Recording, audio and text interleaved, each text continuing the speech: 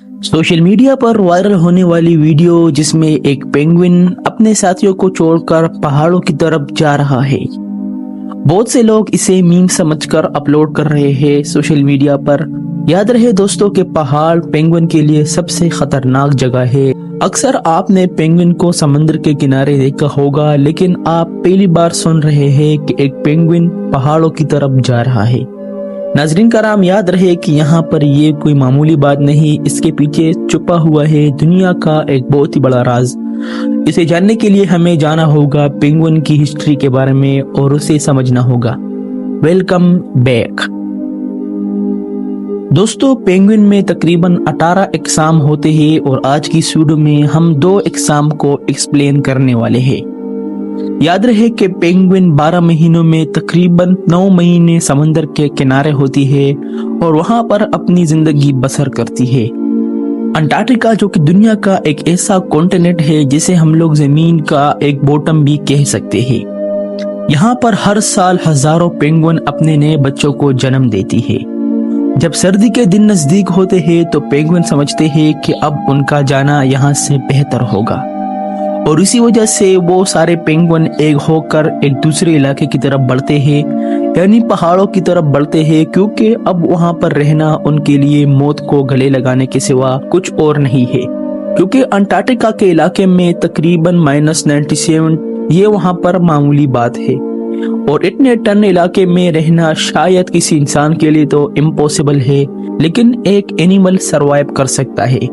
Penguin हमेशा से ton के इलाके में ही रहता है और समंदर के किनारे रहकर अपना शिकार करता है और जिंदगी बसर करता है। लेकिन हर पेंगुइन को एक साल में एक बहुत बड़े इम्तिहान से गुजरना पड़ता है और यही इम्तिहान इन पेंगुइन को मौत की आखिरी सांसों में छोड़कर चली जाती है। याद रहे कि हर साल में पेंगुइन सिर्फ एक बच्चे को जन्म देती है। एम्पेरियर पेंगुइन जो कि यानी एक बच्चा पैदा करती है और दूसरे जानिब एडिली पेंगुइन जो कि साल में सिर्फ 2 बच्चों को जन्म देती है।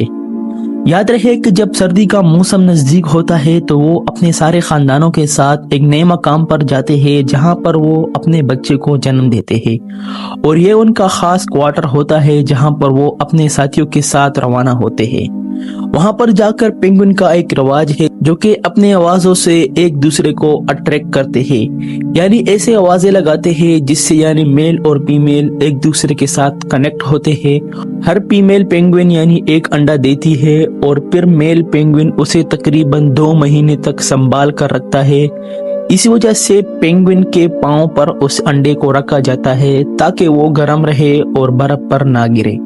जब फीमेल पेंगुइन अंडा देती है तो वो अपने मेल पेंगुइन को छोड़कर 2 महीनों के लिए दोबारा चलती है समंदर के किनारे और अपने खुराक का इंतजाम करती है। दूसरी जानिब मेल पेंगुइन जो कि तकरीबन 2 महीनों से ट्रेवल करता है और फिर 2 महीने लगातार अपने बच्चे को जन्म देने में मेहनत करता है और उस अंडे को अपने पांव पर रखकर 2 महीने तक लगातार एक ही जगह खड़ा होता है। पहले भी 2 महीनों तक वो ट्रेवल करता है और उसके बाद 2 महीनों तक अंडा अपने पांव पर रखकर खड़ा होना इम्पॉसिबल होता है। इसमें ना मेल पेंगुइन खुराक कर सकता है, वो अपनी एनर्जी धीरे धीरे खो बैठा है और आखिरकार जब 2 महीने गुजरते हैं तो उनका मेल पेंगुइन जो कि यानी अंडे से बाहर आता है और ये मेल पेंगुइन की सबसे बड़ी खुशी होती है। इसी दौरान फीमेल पेंगुइन भी दोबारा अपने मेल पेंगुइन के पास आते हैं और अपने अंडे को देखते हैं। याद रहे कि जब फीमेल पेंगुइन वापस आती है तो उनका मेल पेंगुइन भूख के मारे इतना कमजोर हो चुका होता है और उसे देखकर हैरान रह जाती है, क्योंकि लगातार 4 महीनों तक ना कोई खाना और एक जगह पर खड़ा होना इम्पॉसिबल होता है। और इसी दौरान जब फीमेल पेंगुइन अपने बच्चे को देखती है तो वो बहुत ही ज्यादा खुश होती है, क्योंकि उनकी मेहनत रंग ले आती है। ये प्रोसेस होता है एम्पेरियर पेंगुइन का, लेकिन दूसरे जानिब एडिली पेंगुइन का ये प्रोसेस नहीं होता, बल्कि उनमें ये प्रोसेस होता है पहले अंडे को मेल पेंगुइन के पांव पर रखा जाता है। जब फीमेल पेंगुइन खाना खाकर आती है, अपना शिकार करती है, तो फिर उस अंडे को फीमेल पेंगुइन के पांव पर रखकर मेल पेंगुइन जाता है अपने शिकार के लिए और इसी तरह अंडे को बारी बारी में एक दूसरे के पांव पर शिफ्ट किया जाता है और अपने शिकार का प्रोसेस धीरे धीरे आगे बढ़ाया जाता है। لیکن امپیریل پینگوئن اور ایڈیلی پینگوئن میں آخر فرق کیا ہے؟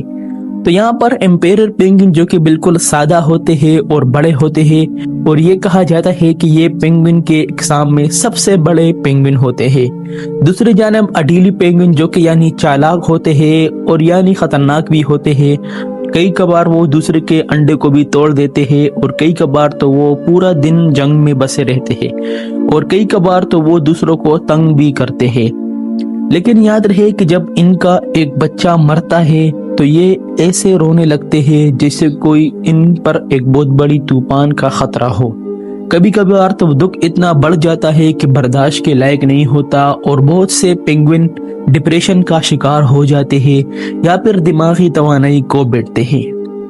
جب ان کا بچہ مرتا ہے تو دونوں اسے مسلسل دیکھ کر حیران رہتے ہیں اور روتے ہیں، اور کچھ ایسے آوازیں نکالتے ہیں جو کہ انسان تو نہیں بلکہ پینگوئن اسے سمجھ سکتے ہیں، اور ان کا دکھ بہت ہی زیادہ ہوتا ہے۔ اب آپ سمجھ چکے ہوں گے جو آج کے دنوں میں ویڈیو وائرل ہو رہی ہے، پینگوئن وہ اپنے ساتھیوں کو چھوڑ کر پہاڑوں کی طرف جا رہی ہے، تو اس کا مقصد بھی کچھ یوں ہو سکتا ہے، یا تو اس کا کوئی بچہ مر چکا ہوگا، یا پھر وہ ڈپریشن کا شکار ہوگی، یا پھر وہ اپنی دماغی توانائی کو بیٹھی ہوگی، کیونکہ سائنس کا کہنا ہے کہ جب ایک پینگوئن کا بچہ مرتا ہے یا تو وہ ڈپریشن کا شکار ہوتی ہے یا پھر وہ اپنی دماغی توانائی کو بیٹھتی ہے۔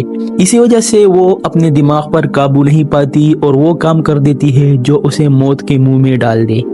یاد رہے کہ پینگوئن کا پہاڑ کی طرف جانا موت کو گلے لگانا ہے، اور آج کے دنوں میں جو ویڈیو وائرل ہو رہی ہے اس کے پیچھے کوئی میمز نہیں بلکہ یہی حقیقت ہو سکتی ہے۔ بہت سے لوگ ایسے ہوتے ہیں جو کہ انٹارکٹیکا کانٹیننٹ پر ان اینیمل کا خیال رکھنا چاہتے ہیں اور ان کا علاج کرنا چاہتے ہیں، لیکن یہاں پر ایک سخت قانون لاگو ہے۔ انٹارکٹیکا پر آپ تو نہ کسی اینیمل کو ٹچ کر سکتے ہو، نہ ہی اس کے نزدیک جا سکتے ہو، بس صرف دور سے اسے دیکھ سکتے ہو، اور نہ ہی انہیں ہاتھ لگا سکتے ہو۔ یہاں پر یہ سخت قانون ہے، آپ نے نہ تو کسی اینیمل کو ہاتھ لگانا ہے، نہ تو کوئی اینیمل آپ کی وجہ سے مشکل میں پڑ جائے۔ یہ بہت سخت قانون ہے انٹارکٹیکا میں، اسی وجہ سے کوئی بھی بندہ ان پینگوئن اور ہر قسم کے اینیمل کے نزدیک نہیں جاتا ہے۔ سبسکرائب